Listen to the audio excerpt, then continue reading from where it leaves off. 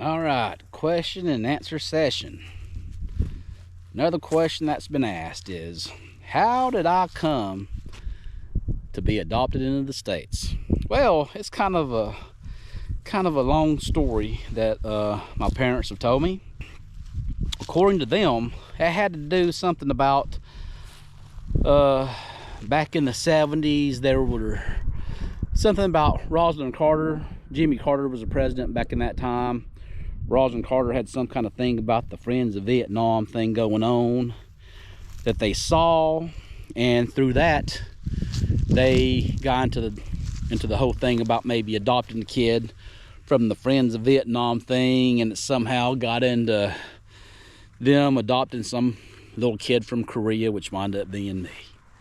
And how all that transpired and stuff like that, I don't know. I gotta talk to my mom, and she's got the stories on that, and maybe I can talk to her and film her and she can tell you about it. But it all stems from that. And my parents, they had a difficult time of conceiving back when they were young, and they finally got my sister. Their biological kid is 10 years older than I am, and so she was conceived and they had her. And by the time I came into the picture, she was already 16. I was almost 6 years old by the time I came into the States.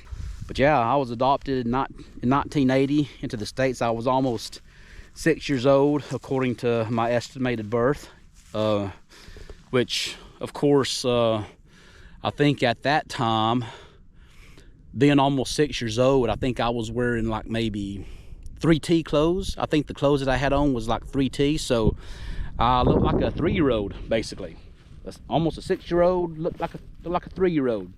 So you can pretty much say that I was a small kid. That's just the way we were back then. I mean, you got to think about, and I wouldn't necessarily say malnourished or whatever like that, but I don't think that there was much about, I don't think my birth mom was taking her multivitamins and all that kind of crap, that moms these days get to take, and I don't think she was making her prenatal care appointments and those kind of things. So needless to say, I was a little fella, and I flew into the States through Denver and into Birmingham. That's where they picked me up from, was from Birmingham, Alabama.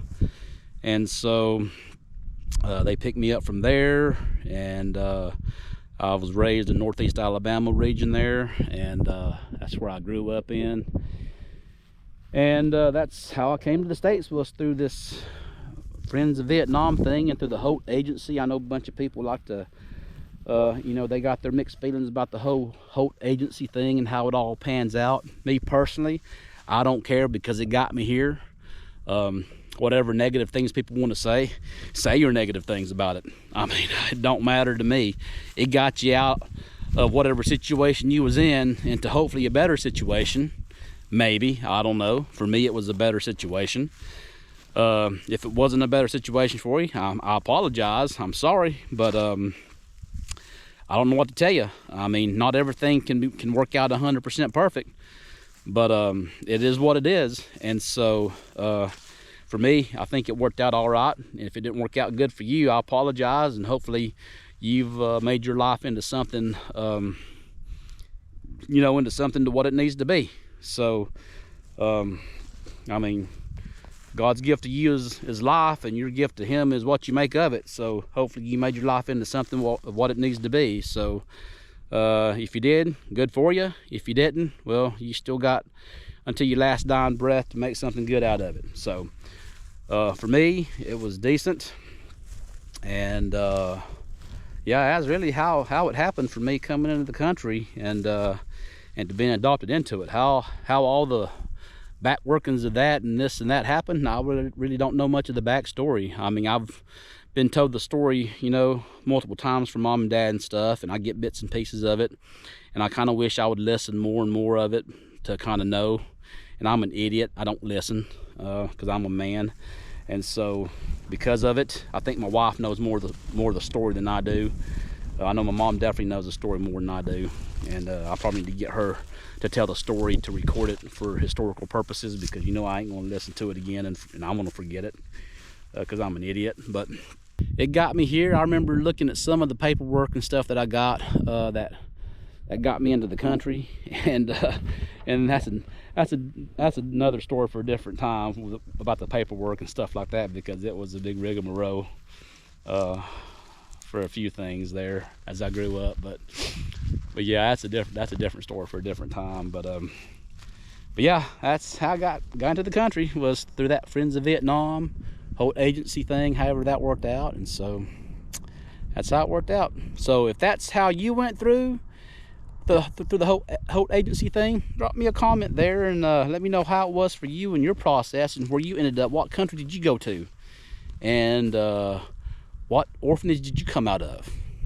And so let's see if we can be able to, you know, connect some people together. I know there's dozens and hundreds of sites out there on social media and stuff like that, but maybe we can be able to find people who were out of the same orphanages and connect people together this way. So if that's you, let's do that. Let's try to see if we can make more connections, you know, with the power of social media and those kind of things. And so for me, I was out of Chechun in Korea with Jane White. So if you was with Jane White from, oh Lord, let's see, I want to say I was with her from, let me think, from 70, it may have been 76, 77 to 80,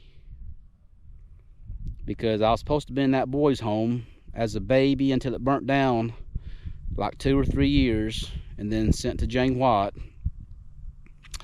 Somewhere in the mid 76, 77 to 80, I was with Jane White, and then from there adopted out. So if you was there about that time frame, then you would have been in the same orphanages as me. So if that's you, welcome, orphanage brother and sister, and let's connect with each other. And I don't know, not that we can get together and talk about the good old days, because I really don't know who in the world that who you'd be, but it'd be nice to have some connections and to know that we at least served time together. I don't know if we can use the same correct term as serve time. I don't know if that fits well with the orphanage thing, but not that Jane White was. I went back and met her when I was stationed there in 2000, but yeah, it was a good reunion there. But I mean, yeah, I don't know if we can use the word serve time together or not, but if you was there in that same time frame, drop me a comment, reach out to me on social media somehow. Let me know. It'd be always nice to know somebody was there the same time frame as I was, all right?